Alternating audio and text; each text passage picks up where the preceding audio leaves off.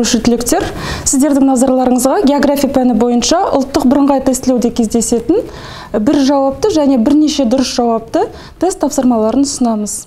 Ең бірінші, бұл жерде бір дұрыс жауапты тест тапсырмасы көрсетілген. Яғни географияны оқытудың негізгі құралы карта екендігі барлығымызға мәлім. Яғни сіздер географияны оқу барысында өздеріңіздің алған теориялық білімдеріңізді кескін картаға, атластардан көрсете білулеріңіз керек. Бұл бірінші сұрақта жоғарыдағы картада ерекше боялып көрсетілген жерлерге байланысты сәйкес мәліметтерді көрсетуіміз керек. Алдарыңыздағы ұсынылған кескінде Оңтүстік Америка материгі, Африка материгі және Оңтүстік Шығыс Азия территориясы көрсетілген. Яғни төмендегі берілген мәліметтерге байланысты Оңтүстік Америкада, Африкада және Оңтүстік Шығыс Азияда кездесетін негізгі жауаптарды қарауымыз керек. Бірінші, жауын-шашын көп түсетін жерлер. Екінші, ылғалды мәңгі жасыл ормандар. Үшінші, цунами қаупі жоғары аймақтар, және төртінші, белсенді жанартау аймақтары. Яғни сіздерге оқып танысып жүрсіздер, білесіздер, Оңтүстік Америкада, Африкада, яғни экватор кесіп өтетін бөлікте үнемі жауын-шашын мол түседі. Және Оңтүстік Шығыс Азияның Гималай аймағында да жауын-шашын мол түсетін жер деп есептеледі. Яғни берілген жауаптардың ішінде біздің бірінші жауабымыз дұрыс. Келесі, ылғалды мәңгі жасыл ормандар. Бұл Оңтүстік Америка материгінде өте көп таралған. Бұнда ағаштардың 2000-нан астам түрі кездеседі. Сондықтан да бұл бөлік ғаламшардың өкпесі деп есептеледі.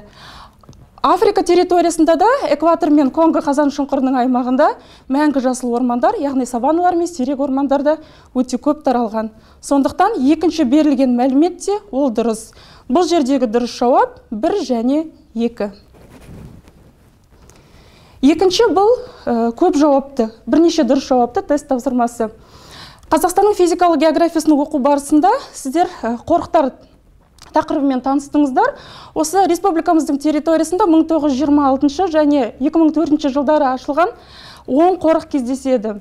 Бұл жерде, яғни әрбір қорықтың қай жерде орналасқан территориясын білу өте маңызды.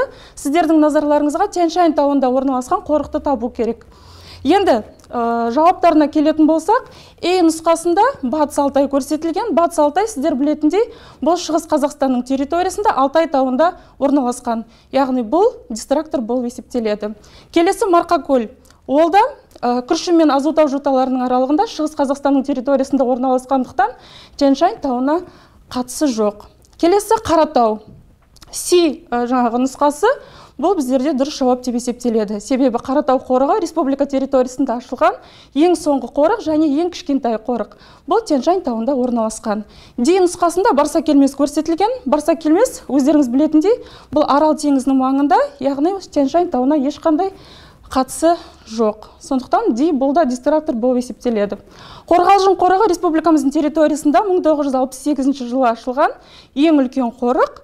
Ол республикамыздың солтүстік бөлігінде, яғни Ақмола облысының территориясында. Оның да Тянь-Шаньға қатысы жоқ. Үстірт республиканың оңтүстік батыс бөлігінде, Ақсу-Жабағылы Джи жауабы бұл Тянь-Шань тауларында, яғни Оңтүстік Қазақстан облысының территориясында. Наурызым Қостанай облысының территориясында орналасқан.